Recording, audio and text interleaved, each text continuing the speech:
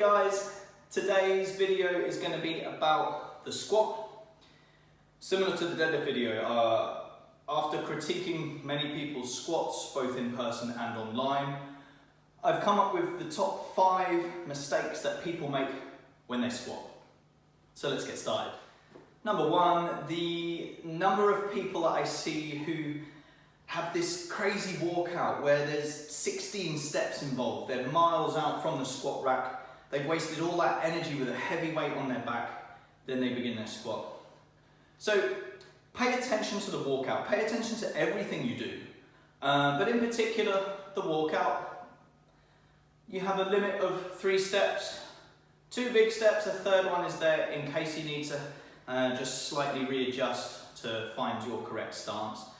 So the reason for this is just a waste of energy doing any more. So the point is you put the maximum amount of energy into the exercise that you're doing, not the setup of the exercise. So limit your walkout to just 3 steps. And just kind of going on from that point, pay attention to everything that you do in your squat. And normally what I say is as soon as your hand touches the bar, your squat has begun. Number 2, a little bit more complicated, but very often I see people just place the bar incorrectly on their back.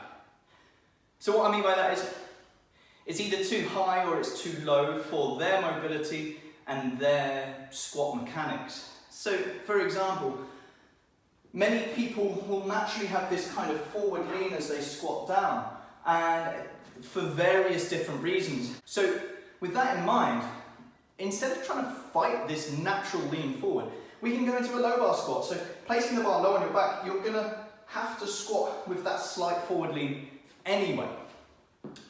Now, what I often see is because of things like starting strength and optimizing how many kilos you go on your back, many people squat with a low bar position.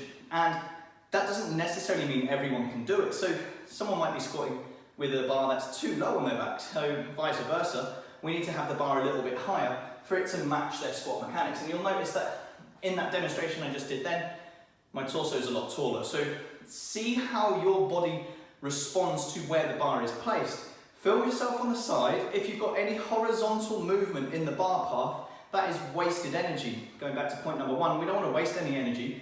We want it all going into the squat. Horizontal movement doesn't help us get up. So what we should see is the bar dissecting us all the way through, down into the midfoot, so generally where the laces are tied, the entire time we're squatting. So whether in the bottom position, the bar should dissect through the middle of the foot, halfway up and all the way up. That bar should be a solid vertical path. So film yourself, and that will give you perhaps enough feedback to suggest whether you need to go a little bit of a higher bar or a little bit of a lower bar. Number 3, not squeezing your upper back.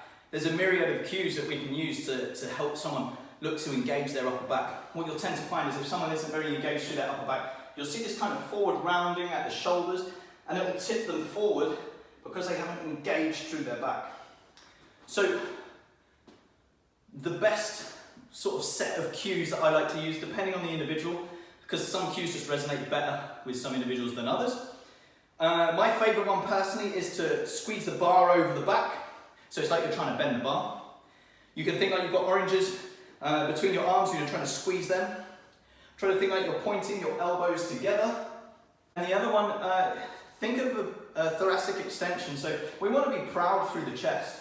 So I'm not saying bend out through your back, just the thoracic section. So a bit more proud through the chest. And that should hopefully engage through your upper back a bit more. Keep the bar steady on your back and enable you to stop from tipping forward if your back is going slack. So try one of those cues, see how you get along. Again, very similar to the deadlift. People squat in incorrect shoes. Quite often running shoes. I think the best analogy for this one is think like you're stood on top of a mattress. Now imagine trying to squat on top of a mattress. The mattress is absorbing a lot of your force and it's spreading it all out. And what you'll find is you're going to be very wobbly. The same can be said when you're in running shoes. Now obviously this is taking it to the extreme and you're not going to be so wobbly, but you're going to be a lot wobblier than you would be if you were squatting barefoot. So ideally I would suggest squatting barefoot as opposed to in running shoes, because The running shoes absorb a lot of your force via the sole. So if your gym doesn't allow you to go barefoot, then what I would suggest is squatting flats, so very thin-soled shoes. If your squatting mechanics require it, you might need a bit of a heel lift, and that's where you can get yourself some Olympic lifting shoes. That's something for another video, so I'm not going to go into depth with that, but essentially squatting in Olympic lifting shoes can help you get to lower depths without your back rounding out. And then last but not least, bracing. Like, the number of times people don't know how to brace is unreal. This should be one of the earliest things you look to learn when you're looking to lift in general, let alone heavy lifting, let alone spine-loaded lifting. I've got lots of videos on how to brace. Go watch them, I'm not going to go into detail here. Essentially, bracing is pushing against your abdominal wall, against your obliques, against your lower back. It is not sucking your gut in and taking your belly button to the spine. That is incorrect, and if anything, that will create instability and increase the chance of you injuring yourself. So, learn to brace. I hope these have helped. I've given you a few solutions there. There's a few things to read up on, I'm sure. If you've got any requests for any other videos, do give me a shout. I'm more than happy to make some. Thank you.